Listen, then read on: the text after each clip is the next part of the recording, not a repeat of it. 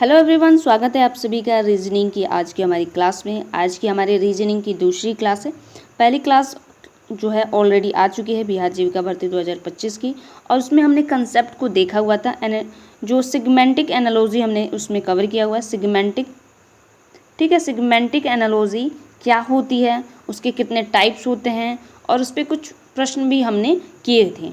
ठीक है, तो अगर आपने उस प्रश्नों या जो वीडियो है, अगर आपने उस क्लास को अभी तक नहीं देखा है तो पहले उसको देखें, तब इसको क्लास को देखिएगा तो आपको जो बेटर तरीके से समझ में आएंगे। ठीक है, क्योंकि वो थ्योरी की क्लास थी और इसमें सारी बेसिक चीज़ें मैंने बताई थी कि एक प्रश्न को सॉल्व करने, यानी जो सिगमेंटिक एनालॉजी होती है उसमें किस तरह के प्रश्न बनते हैं और उसके क्या क्या टाइप्स होते हैं। ठीक है, तो सारी चीज़ें उसमें हमने ऑलरेडी डिस्कस कर लिया है। तो पहले उस वीडियो को अगर आपने नहीं देखा तो पहले उसको देखें, फिर इस क्लास को अटेंड करें। ठीक है, तो चलिए स्टार्ट करते हैं। यहाँ पे पहला प्रश्न कह रहा है कि विद्वान, जो विद्वान है, ज्ञान का संबंध विद्वान से है, तो धन का संबंध किससे होगा। यहाँ पे आपके पास 4 ऑप्शन दिए गए हैं। ठीक है, भिखारी से होगा, गरीब से होगा, अमीर से होगा या कर्जदार से होगा। तो आपने कल की क्लास में अगर आपने ध्यान दिया होगा तो ज्ञान कौन अर्जित करता है, तो विद्वान अर्जित करता है। ठीक है, या ज्ञान किसके पास होता है, तो विद्वान के पास होता है। तो वही अगर बात करें धन की, तो धन किसके पास होगा, क्या धन भिखारी के पास होता है, यानी पैसा भिखारी के पास ज़्यादा पैसा होगा, या गरीब के पास होगा, या कर्जदार के पास होगा। तो ऑब्वियस बात है इन तीनों के पास नहीं होता है। जो धन होता है वो किसके पास होता है, अमीर व्यक्ति के पास होता है। तो यहाँ पे ज्ञान विद्वान के पास मिलेगा और धन क्या किसके पास मिलेगा, तो अमीर के पास जो है धन मिलेगा। ठीक है, तो ऑप्शन नंबर जो सी है इसका राइट जवाब है। जैसे कल की क्लास में भी मैंने बताया था, मान लीजिए ये ए है, ये बी है, ये सी है और अगला डी है, और यहाँ पे पूछ रहा है कि क्या आएगा। ठीक है, तो जो ए का रिलेशन होता है बी के साथ, सेम रिलेशन सी का और डी के साथ भी होना चाहिए। और वो रिलेशन कैसे कैसे होते हैं वो टाइप्स हमने देखे थे कल। ठीक है, तो ऑप्शन नंबर जो इसका सी है, अमीर, जो होगा इसका राइट जवाब होगा। अगला प्रश्न कह रहा है कि कांच जो होता है वो पारदर्शी होता है, तो लकड़ी क्या होगी। ठीक है, लकड़ी क्या होगी, तो ठोस होती है, कठोर होती है, अपारदर्शी होती है या मुलायम होती है। तो अगर कांच और पारदर्शी के बीच का रिश्ता समझें तो ये इसके फीचर्स को बताता है। कांच में आप चेहरा देखते हैं, ठीक है, वो पारदर्शी चेहरा एक होता है कि जो एक लेयर होता है और दूसरा एक कांच होता है जिसमें आप एक साइड से दूसरी साइड में भी देख लेते हैं। तो जो एक साइड से दूसरी साइड में जो देखते हैं वो पारदर्शी होता है। तो ये जो कांच की विशेषता है वो पारदर्शिता को दर्शाती है। तो अगर लकड़ी को सेम खड़ा कीजिएगा तो लकड़ी के क्या आर पार आप देख पाएंगे, नहीं। तो क्या होगा कि लकड़ी क्या होगी कि अपारदर्शी होती है। ठीक है, तो जो पहले का दूसरे से जो संबंध है वही सेम संबंध तीसरे का चौथे से है। कांच एक कांच का टुकड़ा है जो पारदर्शी है, जो जिसमें आर पार हम देख पा रहे हैं। वैसे ही सेम चीज़ लकड़ी में को भी हम खड़ा करेंगे। एक कांच को खड़ा किया जिसमें आर पार दिख रहा है और एक लकड़ी को खड़ा किया तो उसमें आर पार नहीं दिखेगा। ठीक है, तो कांच पारदर्शी होगा और लकड़ी क्या होगी, अपारदर्शी होगी। तो ऑप्शन नंबर जो तीसरा है आपका राइट जवाब होगा। ठीक है, तो आई होप आप समझ पाए होंगे। यहाँ पे ध्यान रखना है कि हमेशा ध्यान रखना है कि पहले का जो संबंध होगा दूसरे से वही संबंध तीसरे का चौथे से भी होता है। ऐसा नहीं कर सकते हैं कि पहले का संबंध कुछ और ले लें और दूसरे का संबंध कुछ और ले लें। जो रिश्ता या जो संबंध पहले का दूसरे से बता रहा है क्वेश्चन, वही रिश्ता वही संबंध हमें दूसरे का तीसरे से भी देखना होता है। तो इस चीज़ पे विशेष तौर पे ध्यान देना है क्योंकि एनालॉजी होती है, इसमें चीज़ों को समझना पड़ता है।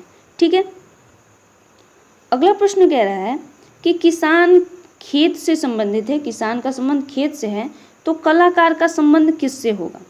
अब यहाँ पे आप ध्यान दें कि किसान का संबंध खेत से है, तो कैसा रिलेशनशिप है। जो किसान क्या करता है ये काम को दर्शा रहा है। तो किसान खेतों में काम करता है, तो वही कलाकार कहाँ पे काम करेगा, तो रंगमंच पे काम करता है, स्टूडियो में काम करता है, सिनेमा में काम करता है या संग्रहालय में काम करता है। तो अब यहाँ पे देखें तो किसान क्या है, खेत में काम करता है, तो एक प्लेटफॉर्म को दर्शा रहा है ये। ठीक है, एक प्लेटफॉर्म या को दर्शा रहा है। जैसे मान लीजिए ये ज़मीन का टुकड़ा है, इसको मैंने खेत बोल दिया। ठीक, इसको खेत बोल दिया अगर, तो ये एक टुकड़े को दर्शा रहा है। तो किसान क्या कर रहा है, यहाँ पे काम कर रहा है। तो अब जो कलाकार होगा वही उस सेम चीज़ एक टुकड़े को दर्शाया जाएगा। या ठीक है, वहाँ पे वो काम करेंगे तो उसको क्या बोलेंगे, रंगमंच बोलेंगे। ठीक है, उसको क्या बोलेंगे, स्टेज बोलेंगे। किसान खेत में काम कर रहा है और कलाकार कहाँ पे काम करेगा, तो रंगमंच पे काम करेगा। ठीक है, तो ऑप्शन नंबर जो ए होगा इसका राइट जवाब होगा रंगमंच। हमेशा ध्यान रखिए यहाँ पे बहुत सारे ऑप्शन हैं, आप इसमें से मिस्टेक कर सकते हैं कि कौन सा ऑप्शन सही होगा। हो सकता है कुछ लोगों ने स्टूडियो लगा दिया हो, या बहुत सारे लोगों ने क्या लगा दिया, सिनेमा हॉल लगा दिया हो। कि क्या करेगा, कलाकार सिनेमा में काम करता है, टीवी में काम नहीं करता है, वो सिनेमा हॉल में काम नहीं करता है। ठीक है, वो काम कहाँ पे करता है, स्टेज पे करता है, मंच पे करता है। क्योंकि पहले का जो संबंध बता रहा है, किसान कहाँ पे काम कर रहा है, खेतों में काम कर रहा है, तो वैसे ही कलाकार को भी बताना है, एक पर्टिकुलर प्लेस बतानी है। ठीक है, क्योंकि ये खेत एक पर्टिकुलर प्लेस, एक स्थान है को इंडिकेट कर रहा है, तो वही सेम चीज़ यहाँ पे भी इंडिकेट करनी होगी। ठीक है, तो रंगमंच इसका राइट जवाब होगा। अगले प्रश्न पे चले, पानी का संबंध प्यास से है तो भोजन का संबंध किससे होगा। ठीक है, अगर इस प्रश्न को देखें तो पानी जो है प्यास को बुझाता है, तो भोजन क्या करेगा, भोजन का काम क्या होगा, पानी का काम तो प्यास बुझाना है, तो भोजन का काम क्या करना है, भूख मिटाना है, स्वाद है, पोषण है, या अनाज है। तो अगर आप देखिए तो पानी का जो काम है वो क्या है, प्यास बुझाना, तो भोजन का काम क्या है, तो भूख को मिटाना इसका काम होगा। तो ऑप्शन नंबर ए जो होगा यहाँ पे राइट जवाब होगा। पानी का काम प्यास को मिटाना है, तो वैसे ही भोजन का काम क्या होगा, भूख को मिटाना। यहाँ पे पहले का जो संबंध है वो पानी का संबंध बता रहा है कि उसका काम क्या है, वैसे ही भोजन का संबंध बता रहा है कि उसका काम क्या होना चाहिए। तो भोजन का काम क्या है, तो भूख को मिटाना। ठीक है, तो ऑप्शन नंबर जो ए है इसका राइट जवाब है। आई होप आपको क्वेश्चन समझ में आ रहे होंगे। इस ज़्यादा टफ क्वेश्चंस नहीं है। ठीक है, बहुत इजी होता है, और इजी प्रश्न आपको एग्जाम में भी मिलेंगे। ठीक है, ऐसा नहीं है कि बहुत टफ क्वेश्चंस होंगे, बहुत इजी होते हैं। रीजनिंग के जो क्वेश्चंस होते हैं बहुत ही इजी होते हैं। आपको थोड़ा सा दिमाग लगाएंगे तो सारे प्रश्न आपके 9, आपको पता है कि 9 प्रश्न पूछे जाएंगे। तो अगर मेरा अनुमान है कि अगर आपने थोड़ा सी मेहनत की तो 9 में से 9 आपके प्रश्न सही होंगे 100%। ठीक है, कह रहा है कि भारत का संबंध नई दिल्ली से है, तो चीन का संबंध किससे होगा। अब भारत का नई दिल्ली से क्या संबंध है ये देखना है। पहले आपको पता है कि भारत की जो राजधानी है वो नई दिल्ली है, तो अब चीन का जो संबंध होगा, चीन की राजधानी हमें जाननी होगी कि कौन सी है। ठीक है, भारत का जो राजधानी यहाँ पे है, भारत की राजधानी क्या है, नई दिल्ली है, तो चीन की राजधानी क्या है, शंघाई है, बीजिंग है, टोक्यो है, लंदन है। ठीक है, तो अब ये ऑप्शन दिया है, तो आपको पता है कि जो चीन की जो राजधानी है वो क्या है, बीजिंग जो है चीन की राजधानी है। ठीक है, बीजिंग जो है क्या है, चीन की राजधानी है। तो ऑप्शन नंबर बी इसका राइट जवाब होगा। ऐसे ही क्वेश्चन पे से पूछता है, रुपए से भी पूछ सकता है। जैसे भारत का जो रुपया है, वो भारत का जो संबंध है रुपया यहाँ पे दे दें, तो यहाँ पे चीन का रुपया क्या होगा, चीन का जो पैसा है, करेंसी है, क्या होगी। तो इस तरह के प्रश्न बनते हैं। राजधानी से प्रश्न बनेगा, पशु पक्षी से बनेगा, राजकीय पशु जो होता है या पक्षी होता है, इस तरह के प्रश्न बनते हैं। ठीक है, तो ऑप्शन नंबर बी इसका राइट जवाब होगा। बीजिंग से इसका संबंध है। अगला प्रश्न कह रहा है कि जो रंग है वो लाल है, तो फल का संबंध किससे होगा। ठीक है, रंगों के अगर बात करें तो रंग का लाल से क्या संबंध है, रंग का लाल से क्या संबंध है। तो रंग के टाइप होते हैं, आपको पता है कि रंग के क्या होते हैं, टाइप होते हैं। ठीक है, रंग के टाइप होते हैं। तो जब रंग के टाइप होते हैं, जैसे लाल, हरा, पीला, नीला, ये टाइप हो गए, उसके प्रकार हो गए। ठीक है, तो फल के भी प्रकार होते हैं। तो फल के प्रकार क्या होंगे, तो रस क्या फल का प्रकार है, पत्ता क्या फल का प्रकार है, आम क्या फल का प्रकार है, या पेड़ क्या फल का प्रकार है। तो आपको पता है कि जो फल के प्रकार में क्या आएगा, आम इसका राइट जवाब होगा। इसका जो लाल रंग जो है, रंग का प्रकार है, रंग लिखा, और उसके टाइप कई टाइप हुए, और यहाँ पे फल, तो यहाँ पे आम भी हो सकता है, केला हो गया, सेब हो गया, कुछ भी आ सकता था। तो यहाँ पे उसका जवाब होगा आम, यहाँ पे जो होगा इसका राइट जवाब होगा। क्योंकि जो संबंध को बता रहा है वो उसकी टाइप को बता रहा है कि इसका जो लाल रंग जो होता है, रंग जो होता है, रंग के कई प्रकार होते हैं जिसमें से लाल रंग भी एक है। वैसे ही फलों के भी कई प्रकार होते हैं जिसमें से आम भी एक है। तो ऑप्शन नंबर जो सी है इसका राइट जवाब है। अगला प्रश्न कह रहा है कि तापमान का संबंध थर्मामीटर से है, तो आर्द्रता का संबंध किससे होगा? ठीक है, अब पहले का दूसरे से आप संबंध देखिए तो क्या है, तापमान को किससे मापा जाता है? तो थर्मामीटर से मापा जाता है। आपको तापमान की मात्रा जो मापने की प्रक्रिया है वो क्या है? थर्मामीटर से है। तो आर्द्रता को मापने किससे मापा जाएगा? तो बैरोमीटर से मापा जाता है, ओडोमीटर से मापा जाता है, हाइड्रोमीटर से मापा जाता है या हाइग्रोमीटर से मापा जाता है। तो आपको पता है कि जो तापमान या जो कहे कि आर्द्रता को मापने की जो प्रोसेस होती है वो क्या होती है कि हाइग्रोमीटर से इसको मापा जाता है। ठीक है, तो पहले का जो संबंध है, इसको तापमान को मापा जाता है किससे? थर्मामीटर से, और आर्द्रता को मापा जाता है हाइग्रोमीटर से। तो ऑप्शन नंबर जो डी है इसका राइट जवाब है। जब भी आप प्रश्न करें, इस तरह के प्रश्न जब भी आप करें, तो पहले का दूसरे से संबंध पहले देखें कि पहले का दूसरे से संबंध किस टाइप का है। हमने टाइप देखी हुई है कल की क्लास में, ठीक है, तो उसको रेफरेंस में हमेशा रखें और उसको देखें कि पहले का संबंध किस प्रकार से है, और सेम संबंध, सेम रिलेशन भी दूसरे या तीसरे का चौथे से देखना है। तो ऑप्शन नंबर जो डी है इसका राइट जवाब है। अगले प्रश्न पे चलें। अगला प्रश्न कह रहा है कि घड़ी का संबंध समय से है, तो तराजू का संबंध किससे है? अगर बात करें यहाँ पे घड़ी और समय का क्या बीच, उसके इन दोनों के बीच क्या संबंध है, क्या रिलेशनशिप है? तो आपको पता है कि घड़ी जो है समय बताता है, ठीक है। घड़ी का काम क्या है? समय बताना। घड़ी का काम क्या है, वर्क क्या है?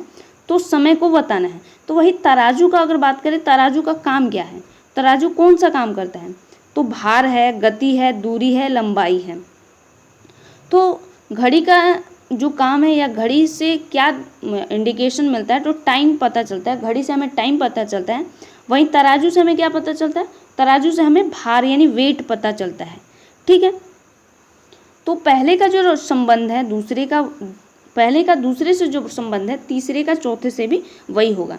घड़ी में क्या आता है? समय आता है या समय की जानकारी मिलती है। वहीं तराजू से क्या होता है कि भार की जानकारी मिलती है, यानी वेट की जानकारी मिलती है। तो पहले का जो संबंध है, सेम चीज़ क्या होगा? दूसरे का तीसरे से भी होगा, तीसरे का चौथे से भी होगा। तो पहले का जो संबंध यानी ए का जो संबंध है बी से, सेम चीज़ है सी का संबंध होता है डी से। तो ऑप्शन नंबर जो ए है इसका राइट जवाब है। अगले प्रश्न पे चले। अगला प्रश्न कह रहा है कि माली का जो संबंध है वो फूल से है, तो नाई का संबंध किससे होगा? माली का जो संबंध है वो फूल से है, तो नाई का संबंध किससे होगा? माली और फूल के बीच का जो संबंध देखें तो माली क्या करता है? वो फूलों को पानी वगैरह देता है, यानी वो उसकी जो बगिया होती है वो एक बगिया लगाता है और उसमें फूल वगैरह जो होते हैं उसका रख रखाव करता है। यानी माली का जो काम होता है फूलों की सुरक्षा करना, उसका देख रेख करना होता है, ठीक है। तो माली का जो संबंध है फूल से है। तो वैसे ही नाई का काम क्या है? माली का काम है फूलों की रक्षा करना या देख रेख करना, तो नाई का काम क्या है? तो बाल काटना है, नाखून काटना है, कपड़े धोना है या जूते पॉलिश करना है। तो आपको पता है जो नाई का काम होता है वो कौन सा काम होता है? तो बाल काटना होता है, यानी ऑप्शन नंबर ए इसका राइट जवाब होगा। क्योंकि माली जो है फूलों का काम करता है, तो नाई क्या काम करता है कि बालों के काटने का काम करता है, ठीक है।